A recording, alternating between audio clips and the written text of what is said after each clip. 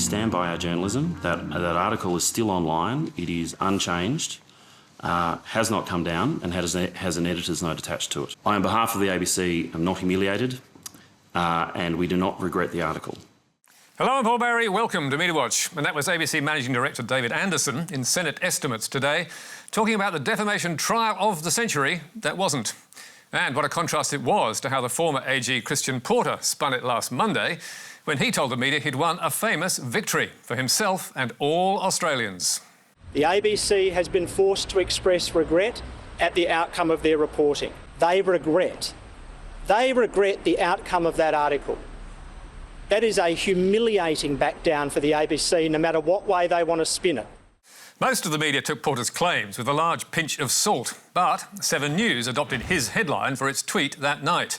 And over at News Corp, several commentators also claimed the ABC had been defeated, with Daily Telegraph political editor James Morrow declaring, "It was a loss for the ABC, an organisation which now sees its reputation as an ideologically closed shop, filled with one-eyed crusaders set even deeper in cement." Meanwhile, his colleague Sharri Markson took to Twitter to say it was not a great week for journalism at the ABC. That tweet has received around 1,500 replies, expressing almost universal scorn. In The Australian, Porter's longtime friend Peter Van Onselen launched a similar attack on the ABC's decision to stand by its reporting. Once you concede that on the balance of probabilities Porter is not guilty, what's left to stand by beyond unsubstantiated vigilante justice in lieu of a guilty verdict? And the Australian's Gerard Henderson also relished the opportunity to bash the public broadcaster. Auntie's activist journos hail a victory that never was. The Porter ABC legal contest demonstrates once again that the public broadcaster is essentially a staff collective. And adding to the pylon, on Sky News was the Australian's Chris Merritt, who told Chris Kenny he was surprised Porter had dropped the case, but the ABC had made key concessions. They've conceded that some readers, mistakenly in the ABC's view, would have read that story and believed it to be an accusation of criminal guilt. Now, that's a pretty big backdown. Is it really? So what do the experts think of Porter's victory? That is, the people who study defamation law or practice it for a living. In short, not much. Michael Bradley of Mark Lawyers, who acted for the woman who accused Porter of rape, tweeted, "Forget the spin. The settlement terms in the Porter case are simple. He has discontinued his claim, the ABC paid the costs of the mediation, but no damages, no apology, and the article remains published. What we call a walkaway." Bradley, of course, had skin in the game, and those mediation costs paid by the ABC to Porter's lawyers did set the taxpayer back $100,000, plus $680,000 spent on the ABC's defence. But Justin Quill, who's often handled News Corp's defamation work, was just as clear about the winner, telling Sky's Paul Murray. So who's done better? Who's won out of the two of them? Look, I've got to say the ABC. Certainly if I was walking out of a mediation with that result, not taking the article down, not apologising and not paying any damages, I'd be calling that a win. And writing in the AFR the next day, Quill offered a far more brutal verdict. In my view, this was a capitulation by Porter. But most damning of all was Michael Douglas from UWA Law School in Perth, Porter's alma mater, who concluded, "Christian Porter has been unequivocally, resoundingly defeated. Porter can try to spin this however he likes. He was suing in one of the most pro-plaintiff jurisdictions in the world, with the most pro-plaintiff defamation law in the world, and he has given up." Almost all media commentators outside News Corp echoed that view. And on social media, former Labor Treasurer Wayne Swan was one of several to invoke Monty Python's famous Black Knight to explain the outcome.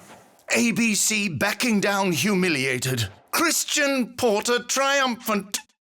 Also speaking to Porter's failure, perhaps, was the lack of comment from editorials in the Daily Telegraph and the Australian. But the Oz still found a way to smack the ABC by running these front-page stories on 3 successive days. ABC warns reporters against claiming Porter lost defamation bid. ABC in apology to judge for tweet. ABC boss's personal apology to Porter. The ABC says it did not apologise to the judge for any tweets, and Anderson did not apologise to Porter for the story. As to an initial tweet about the settlement, since deleted by the Four Corners executive producer, Anderson told Senate estimates, That was a tweet by Ms Neighbour, which was factually incorrect. It didn't accord with the deed of settlement. So I had concern about that one, yes. What action did you take when that was brought to your attention? I called my Director of News, Mr Gavin Morris, and advised him that he needed to get on to Ms Neighbour and make sure that that was corrected. Anderson's grilling at Senate estimates today from the likes of Senator James Paterson came against a backdrop of rising anger among coalition MPs, some of whom claim the ABC is running a campaign against them and who cite the Porter case as proof. And to get a flavour of that anger, here is Liberal stalwart Michael Kroger on Sky last week in a full-blown attack on the ABC and its chair, Ida Buttrose.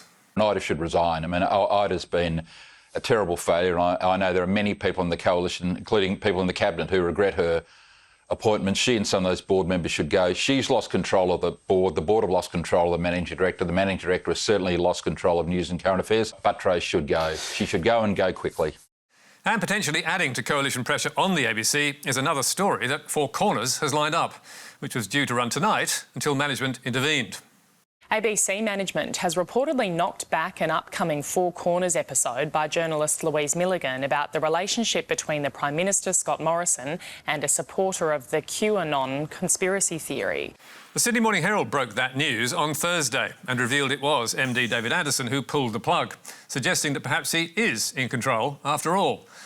Social media immediately lit up with cries of censorship, and on Friday morning, Sunrise crossed live to ABC HQ every hour for the latest. The ABC says the story has not been pulled from air and any information to the contrary is misleading. That is indeed what the ABC said, first in a public tweet and then in a longer email to ABC staff from David Anderson on Friday, in which Anderson said he had merely delayed the programme until his concerns have been answered. Any suggestion that I pulled or blocked the program is simply not true. I reviewed the material and made an editorial decision it was not yet ready for broadcast, as any responsible editor-in-chief would. So, what do we know? Well, at the start of the year, Four Corners and reporter Louise Milligan began exploring the relationship between Scott Morrison and a leading Australian supporter of QAnon, the far-right conspiracy cult that believes a cabal of satanic paedophiles operates at the highest levels of government. In doing so, the ABC was following up on a story that first broke in The Guardian in 2019, which revealed that one of the PM's friends was a QAnon conspiracy theorist whose wife worked on the PM's staff. Later, Crikey named the man as Tim Stewart and characterised him as a long-time friend of Scott Morrison, whose wife was best friends with the PM's wife, Jenny. And the smoking gun? Crikey noted the PM used the phrase ritual sexual abuse in a speech on child abuse, which was cheered by Tim Stewart on Twitter as a reference to the QAnon cause. Now, as proof of influence over the PM, you may think that is not super strong. And while Milligan is no doubt aiming to firm up any evidence, some in ABC editorial management still regard it as thin. David Anderson says he watched a rough cut of the programme on Thursday after upward referral from news boss Gavin Morris and told Four Corners he had concerns. As Editor-in-Chief, I independently just reviewed that story and wrote a note back suggesting that I felt there was concern about a couple of areas and was looking for other things to be strengthened within the story. But otherwise, to proceed on. Senator, if I may, I'll also see reported today that there is, there seems to be some consternation that there is some clash between myself and the Four Corners team. That is incorrect. The programme is now back on the shelf while work continues. But in the meantime, the genie is out of the bottle.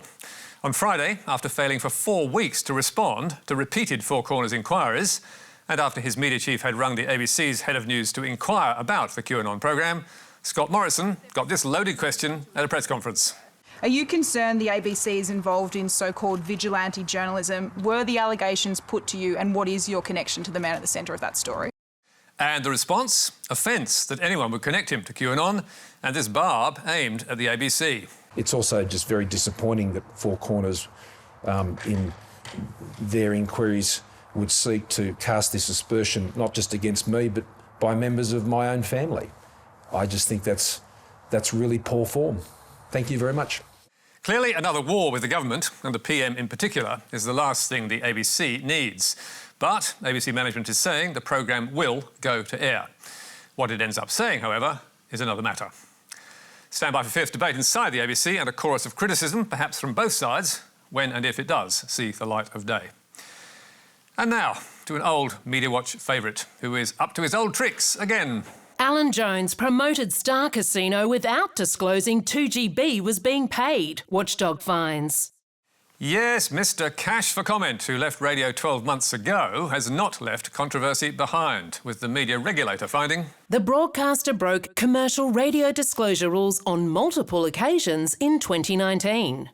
And what exactly was Alan plugging? Well, take a listen and see if you can spot the brand. We're broadcasting to you from Tokyo.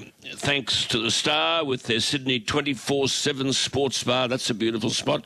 And the Gold Coast sports bar, that is amazing. And that beautiful Treasury building in Brisbane, the Live Wire bar. Wasn't hard, was it?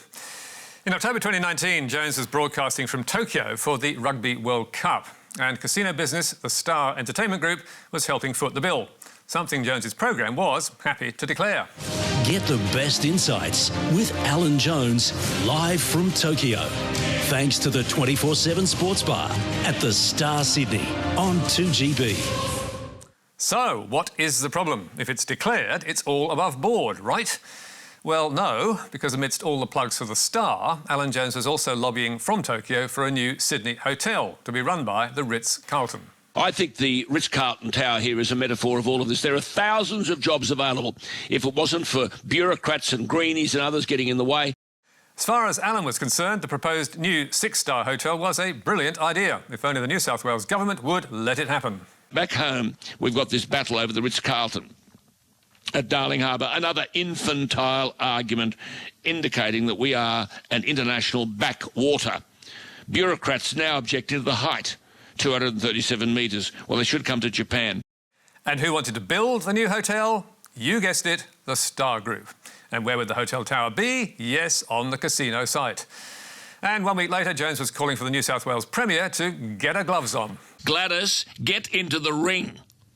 Stop this permanent, it seems, momentum towards driving Sydney into the 19th century. The Ritz-Carlton project was approved at every stage along the way for 4 years until Stokes became the planning minister after the state election. And the longer approvals are delayed, the sillier we look. Are you fast-tracking this, Rob Stokes? Yes, just like the good old days. Jones pushing hard on an editorial line without telling listeners there's money involved. Or, as ACMA put it, 2GB failed to disclose the Star's sponsorship of the program on multiple occasions in September and October 2019, when Jones discussed the Ritz-Carlton development, a project commissioned by the Star. And as the watchdog reminded the radio station, licensees and presenters must let their audience know if a sponsor has a commercial interest in material being broadcast that is directly favourable to the sponsor. Now, it beggars belief that Alan Jones would not be well versed in what the commercial radio disclosure rules stipulate, given he was a key offender in the Cash for Comment scandal 20 years ago. So, what penalty will he and Nine, as owner of 2GB, now face for their repeated breaches? Amazingly, nothing. The ACMA has issued a remedial direction that 2GB must follow, which will require relevant staff to undertake formal training. What a joke.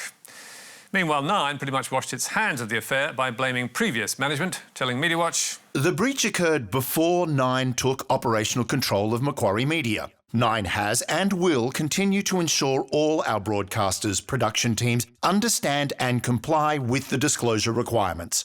Well, let's hope Nine does a better job of being honest with its listeners than the cowboys who ran Macquarie Radio, because, as the ACMA reveals, they failed. But finally, on a lighter note, some alarming news for Sydney residents. That terrifying mouse plague that has devastated regional areas is coming to a suburb near you. Some pest control experts claim the mouse plague ravaging the bush is on its way to Sydney and could hit towards the end of winter. Right now, they are on their way here, hitching a ride on freight and transport. We've had plenty of inquiries this month compared to this time like last year. But could a plague actually ravage Sydney?